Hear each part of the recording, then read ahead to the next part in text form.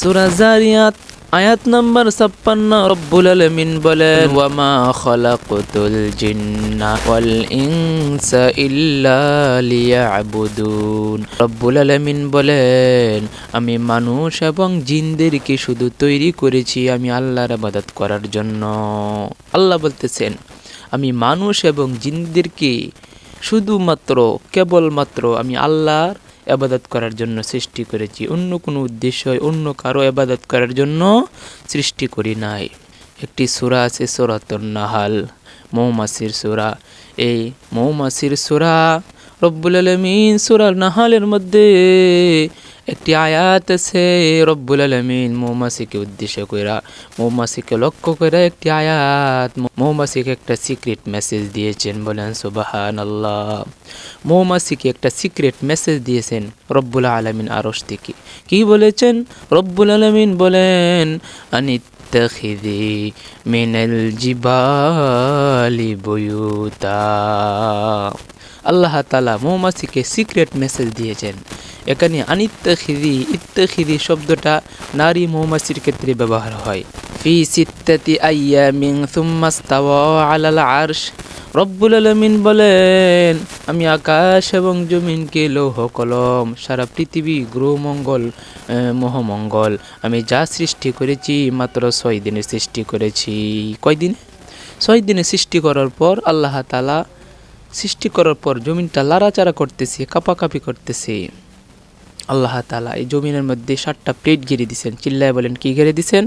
7টা plate ঘিরে দেওয়ার পর এই জমিনটার কাঁপে না, কাঁপাকাঁপি বন্ধ হয়ে গেছে। বলেন সুবহানাল্লাহ। ফেরেশতারা তাকায় দেখে এটা তো অলৌকিক ঘটনা। এতক্ষণ পর্যন্ত ভূমিকম্পের মতো কাঁপছে, এখন কেন কাঁপে না? ফেরেশতারা তাকায় দেখে রব্বুল আলামিন এই 7টা প্লেট ঘিরে দেওয়ার পর 7টা পাহাড় ঘিরে দেওয়ার পর আর কাঁপে না, কাঁপাকাঁপি বন্ধ হয়ে গেছে। ফেরেশতারা অবাক হয়ে তাকায়া আল্লাহর কাছে প্রশ্ন করে রব্বুল আলামিন আপনার কি কুদরতুল আপনি 7টা প্লেট ঘিরে দেওয়ার পর পাহাড়টা কাঁপে না? রব্বুল আলামিন আপনার কি কুদরত পাহাড় ঘিরে দেওয়ার পর জমিন কাঁপে না? রব্বুল আলামিনের কাছে প্রশ্ন করে ফেরেশতারা বলতেছে আল মিন খালকিকা আশাদ্দু মিনাল জিবাল। আল্লাহ পাহাড়ের চেয়েও শক্তিশালী আরো কিছু আছে নাকি? রব্বুল আলামিন বলতেছে নাম। সেটা কি? আল্লাহ তাআলা একটি লোহাকে আনলেন, লোহাকে পাহাড়ের মধ্যে যখন আঘাত করলেন পাহাড়টা কেটে দ্বিটুকৃত হয়ে যায়। ফেরেশতারা তার অবাক। রব্বুল আলামিনের কাছে আবার প্রশ্ন করে রব্বুল আলামিন লোহার এত শক্তি, আয় আল্লাহ আল মিন খালকিকা আশাদ্দু মিনাল হাদিদ, লোহার চাইতে শক্তিশালী আরো কিছু আছে নাকি? রব্বুল আলামিন বলতেছেন আছে। সেটা কি? বলতেছে আন্নার, আগুন। ফেরেশতারা আবার প্রশ্ন করে রব্বুল আলামিন কিভাবে হলো আগুন এত দামি? লোহাটাকে আগুনের মধ্যে ছেড়ে দেওয়ার পর আগুনটা এই লোহাটাকে গলাইয়া লোহাটাকে গলাইয়া আগুনে পানি বানাইয়া ফেলেছে। বলেন সুবহানাল্লাহ। ফেরেশতারা তো আরো অবাক। আমার প্রশ্ন করে রব্বুল আলামিন আগুনের চাইতে শক্তিশালী আরো কিছু আছে নাকি? রব্বুল আলামিন ডাক দিয়ে বলে এরে ফেরেশতারা নাম, অবশ্যই আছে। সেটা ঘি।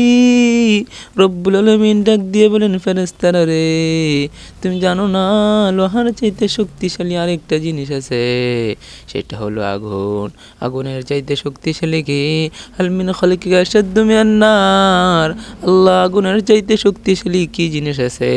তখন রব্বুল আলামিন জানায় দেয় আগুনের চাইতে শক্তি হলো পানি, কারণ আগুনের মধ্যে পানি দেওয়ার সাথে সাথে আগুনটা নিভে যায়। বলে সুবহানাল্লাহ। ফেরেশতারা তো আরো অবাক। রব্বুল আলামিন পানির এত শক্তিশালী কেমনে হলো? পানিটা যখন আগুনের মধ্যে ছিটিয়ে দেওয়া হয় সাথে সাথেই মুহূর্তের মধ্যে আগুনটা নিভে যায়। বলেন সুবহানাল্লাহ। ফেরেশতারা তো আরো অবাক। আবার প্রশ্ন করতেছে হাল মিন খালকিকা আশাদ্দু মিনাল মা। রব্বুল আলামিন এই পানির চাইতে শক্তিশালী আরো কিছু আছে নাকি? রব্বুল আলামিন ডাক দিয়ে বলে ফেরেশতারা রে আরেকটা শক্তিশালী জিনিস আছে, সেটা হলো আর রিহ। ফেরেশতারা আবার প্রশ্ন করে হাল মিন খালকিকা আশাদ্দু মিনার রিহ। রব্বুল আলামিন এই এই বাতাসের চাইতে শক্তিশালী আরও কিছু জিনিস আছে নাকি?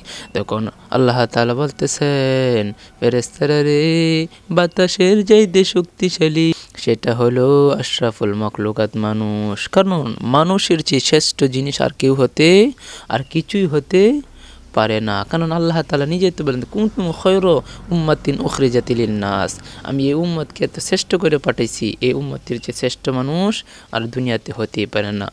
কেমন শ্রেষ্ঠ হলো? আল্লাহ তাআলা বলতেছেন, ইন্নাল্লাযীনা আমানু ওয়া আমিলুস সলিহাতি কানাত লাহুম জান্নাত। যারা ঈমান এনেছে, ইন্নাল্লাযীনা আমানু, যারা ঈমান আনছে, শর্ত হলো ওয়া আমিলুস সলিহাত, নেক আমল করতেছে। রব্বুল আলামিন ডাক দিয়া বলে, কানাত লাহুম জান্নাত, তাদের জন্য রয়েছে জান্নাত। শুধু জান্নাত না, জান্নাতুল ফিরদাউসি নুজুলা খালিদিনা ফিহা আবাদা। এই জান্নাতে সারা জীবন থাকবা, খাইবা, পরবা, তোমাদের কোনো রোগ বেমার হবে না, অনন্তকাল থাকবা। খালিদিনা ফিহা আবাদা। তো এই জান্নাতের মধ্যে নহর প্রবাহিত রয়েছে তোমাদের জন্য। বলেন সুবহানাল্লাহ।